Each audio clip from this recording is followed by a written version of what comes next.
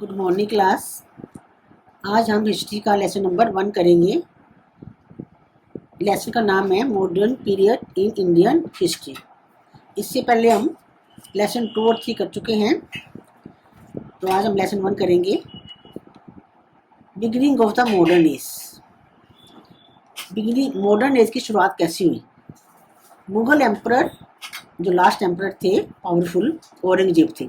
The last great Mughal emperor Aurangzeb, उनकी death 1707 में हुई और उनकी डेथ के साथ ही जो है मॉडर्न इंडियन हिस्ट्री पीरियड की स्टार्टिंग मानी जाती है।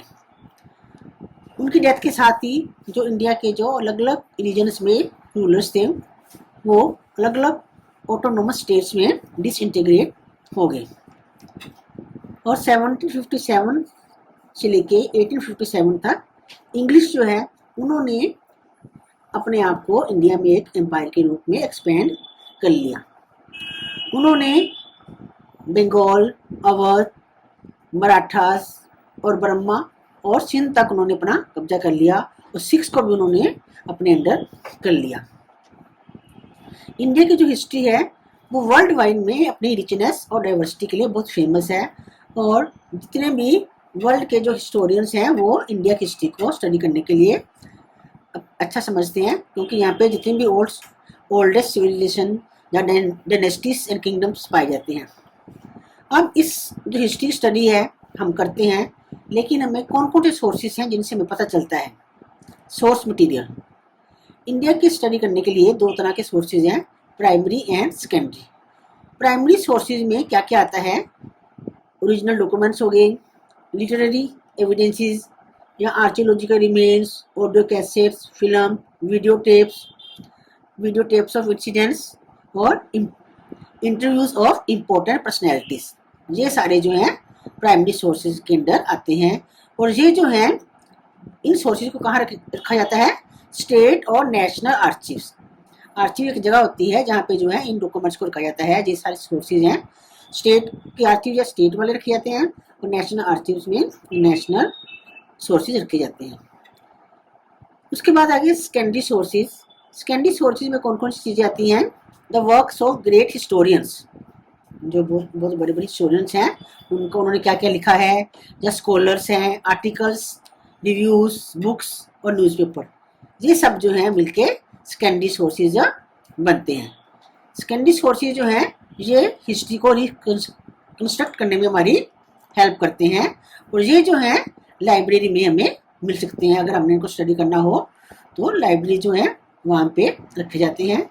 और इसके बाद जो है अगर ये सबको अवेलेबल हो तो इसके लिए जो है इसको इनकी जो है ओरिजिनल बुक्स को आगे रीप्रिंट भी कराया जाता है। Discovery through voyages.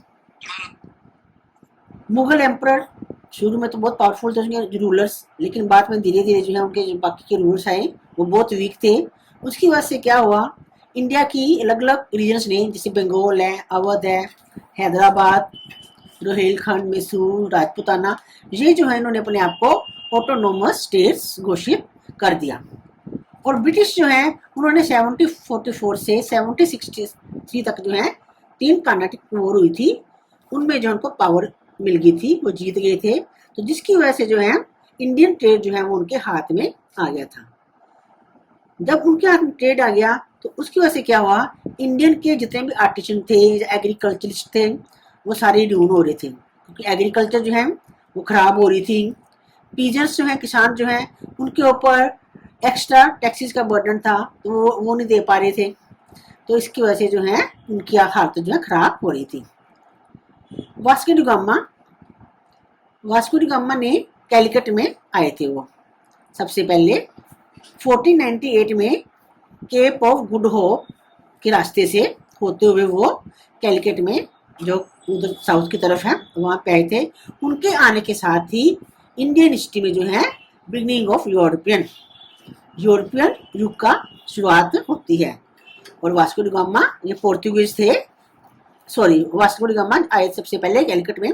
उसके बाद जो है पोर्तुगीज जो है उन्होंने गोवा में अपनी कॉलोनी, इंडिया के अलग अलग एरिया में जो उन्होंने अपनी कॉलोनी सेट की थी। पोर्तुगीज जो है उन्होंने 16वीं सेंचुरी में जो है गोवा में अपनी कॉलोनी सेट की थी।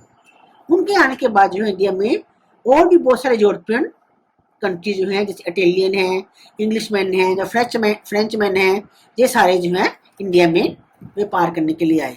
तो क्यों आए थे? क्योंकि कुछ लोग जो थे वो ट्रेडर्स थे, बिजनेस करने के लिए आए थे, या कुछ थे वो एडवेंचर मतलब जो एडवेंचर करते हैं वो आए थे, या फिर कुछ मिशनरी जो अपने क्रिश्चियन धर्म को जो है स्प्रेड करने के लिए आए थे।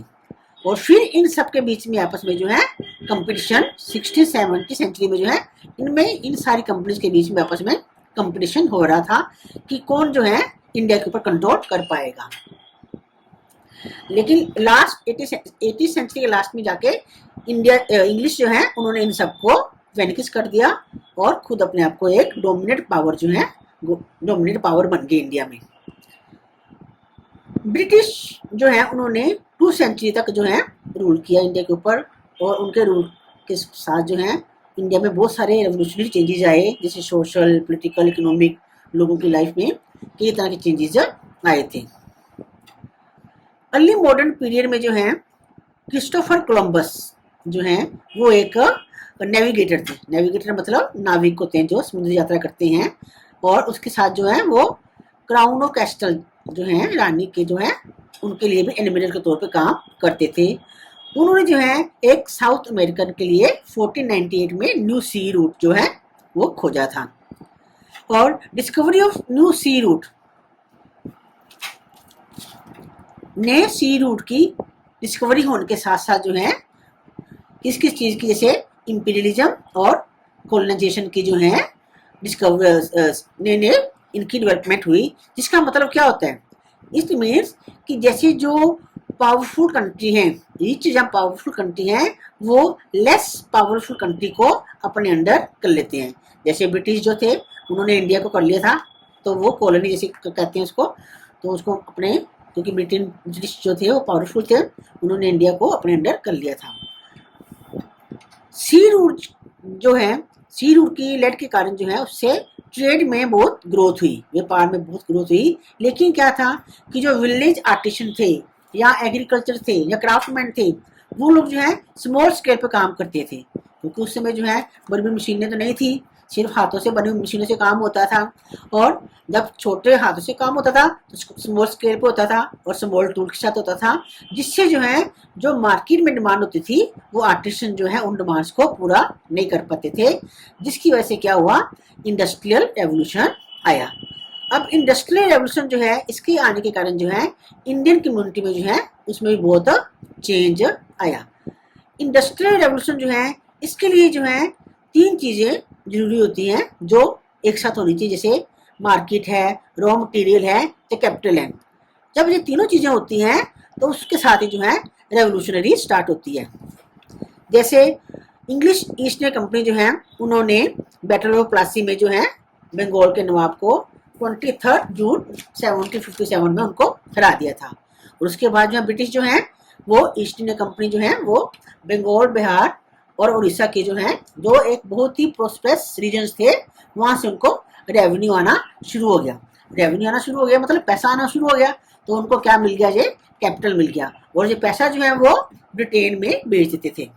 और इसके बाद उन्होंने क्या किया, जो कॉटन फार्मर्स थे, जो किसान थे, जो कपास, क्योंकि इंडिया में कपास ज़्यादा होती है, कॉटन ज़्यादा होती है, तो जो कॉटन फार्मर्स थे उनसे जो है कॉटन सस्ते दामों पे लेके उन्होंने अपने देश में बेचना शुरू कर दिया रॉ मटेरियल। तो ये जो है उनको क्या मिल गया, रॉ मटेरियल। और लास्ट में जो है वहाँ पे जो ब्रिटेन में जो है टेक्सटाइल इंडस्ट्री थी, वहाँ पे वो सामान बना के, उस रॉ मटेरियल के कपड़े बना के जो है इंडिया में लाते थे। और जब यहाँ लाते तो बिना किसी ड्यूटी के, बिना किसी टैक्स के, जब कोई भी चीज़ हमें बाहर के देशों से आती है या हम कोई चीज़ अपने यहाँ की बाहर भेजते हैं तो इम्पोर्ट एक्सपोर्ट होता है ना, ड्यूटी लगती है, तो उसमें जो है वो बिना किसी ड्यूटी के यहाँ पे लाते थे और यहाँ पे जो है महंगे दामों पे बेचते थे। तो ये उनको क्या मिल गई, फ्री मार्केट मिल गई सामान अपने बेचने के लिए।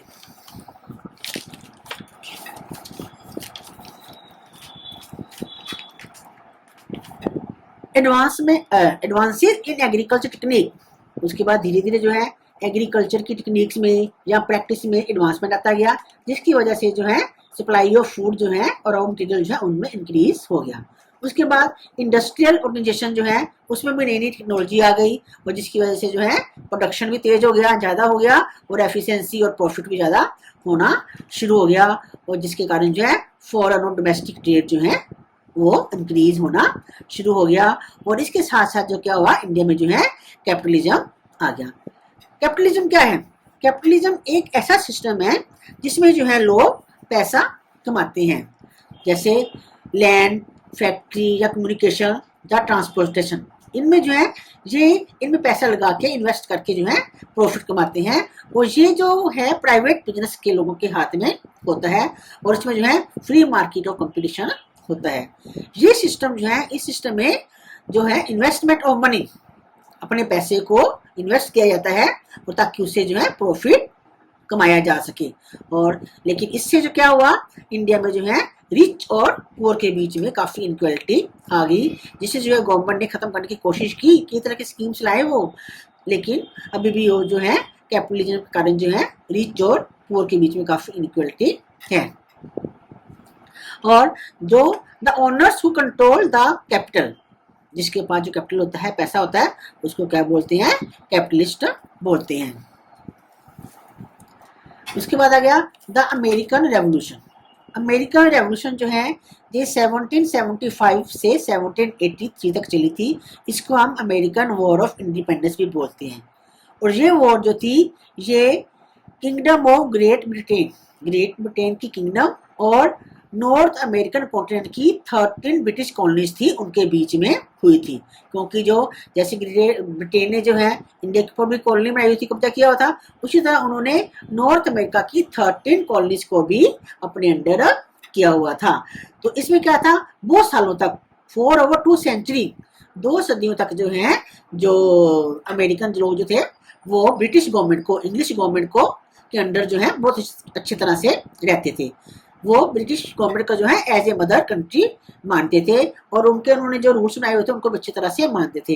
लेकिन बाद में उनको लगना शुरू हो गया कि they wish to be treated like adult, कि अब उनको भी अपने आप अपने लिए काम करना चाहिए। तो इसके लिए उन्होंने क्या किया, अप्रैल 1775 तो जो अमेरिकन के पैट्रियट्स थे, देशभक्त थे, उन्होंने जो है इंग्लैंड के खिलाफ जो है अपनी आज़ादी के लिए जो है रिबेल कर दिया ताकि इनको जो है आज़ादी मिल सके।